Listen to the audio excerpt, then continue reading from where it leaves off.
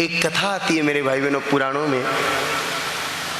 एक समय की बात है जिस समय राजा नहुष भूमंडल के शासक थे। देखो, धन कमाना है तो धैर्य रखना पड़ेगा। मैं आपको बहुत अद्भुत सूत्र दे के जाऊंगा आज। गुरुदेव भगवान ने मुझे बड़ा दिव्य प्रसाद दे रखा है आप लोगों के लिए, लेकिन पहले मैं उसका बेस अच्छा बना दूं ताकि आप पूरा तरह से उस विषय पर विश्वास हो जाए, फिर वो चीज आपकी सेवा में रखेंगे। नहुष नाम के राजा भूमंडल के शासक थे। उनके कार्यकाल की घटना है, एक बार कुछ मछुआरों ने नदी में जाल बिछाया। उस जाल में बहुत सारी मछलियां फंस गई। जब उन मछुआरों ने खींचा तो बड़ी ताकत लगी, सोचा रे आज तो बड़ी भारी मछलियां फंसी है। लेकिन जैसे ही उन्होंने जाल बाहर निकाला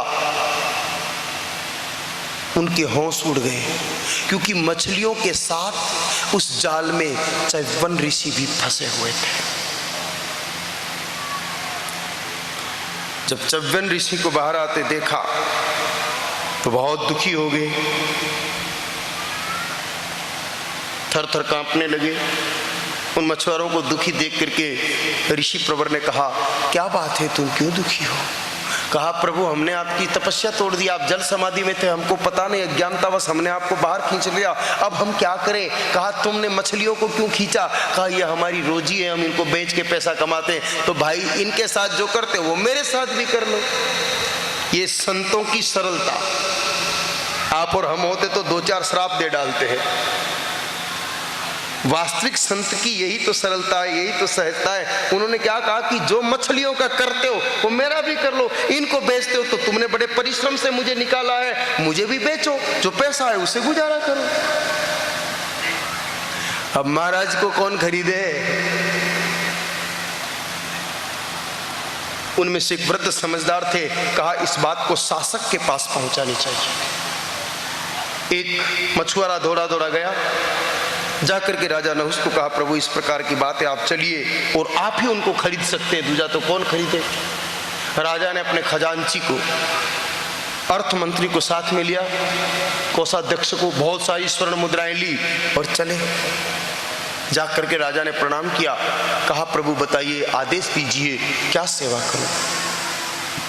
कहा, राजन कुछ नहीं, इन मछुआरों ने बहुत मेहनत की है और मुझे जल से निकाला है। यूं नहीं कहा कि मेरी समाधि तोड़ दी। हृदय की विशालता यही तो है मेरे भाई बहनों। कहा, इन मछुआरों ने बहुत मेहनत की है, इन मछुआरों ने बड़ा श्रम किया है।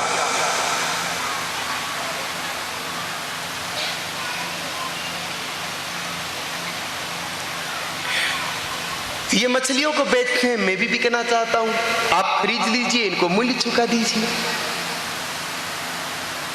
कहा, जी आपका आदेश। खजांची को कहा, 100 स्वर्ण मुद्राएं दे दो। ऋषिवर ने कहा, अरे राजन मेरा मूल्य 100 सिक्के केवल। कहा, 1000 दे दो। कहा, अरे भूल कर रहे राजा, सिर्फ 1000 सिक्के ही मेरी कीमत है। कहा, 10,000 दे दो, लाख दे दो, 10 लाख दे दो, करोड़ दे दो, 10 करोड़ दे दो।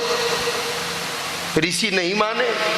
कहा, भाई तेरे 10 करोड़ सिक्कों से मेरी कीमत आंक रहा है? राजा शर्म कर, शर्म, तुझे कीमत आंकना भी नहीं आता।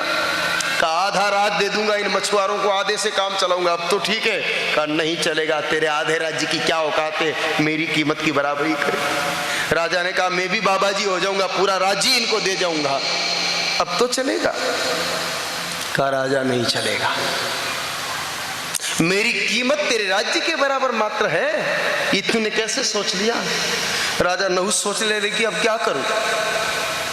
इतने में संयोग से एक फलाहारी बाबा वहां से गुजर रहे थे। उन फलाहारी बाबा ने राजा की विडंबना देखी, द्वंद्व में फंसे राजा को देखा तो नजदीक बुलाया, कहा, इधर आ। इन महापुरुष की कीमत जानना चाहता है? किसी को भी खरीदना हो तो अधिक कीमत लगानी पड़ती है। अगर 1 रुपए का माल हो तो बाजार में 1.25 रुपया दो तो अगला देगा, बाकी क्यों देगा? इन संत से भी अधिक कीमत की कोई वस्तु अगर दो तो ये संत मान सकते हैं। और इस संसार में सर्वाधिक कीमती, जिसकी कीमत आंकी ही नहीं जा सकती, उसका नाम है गौ माता। जाकर के इन संत को कह दो कि तुम्हारे बदले में इनको गैया दे देंगे तो ये मान जाएंगे। राजा ने जाकर के हाथ जोड़ के कहा, प्रभु आपके बदले में एक गौ माता हम इन मछुआरों को दे देंगे। तब चैतन्य ऋषि ने कहा कि राजा, अब तूने मेरी वाजिब कीमत लगाई है, मेरी कीमत से भी अधिक कीमत की चीज बताई है। गौ माता इतनी अनमोल है जिसकी कीमत लगाई नहीं जा सकती।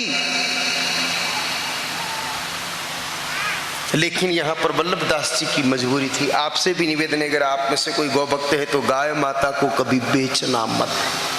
माँ को बेचने वाला कुछ पैसा तो कमा लेगा लेकिन सुख प्राप्त नहीं कर सकता, आनंद प्राप्त नहीं कर सकता।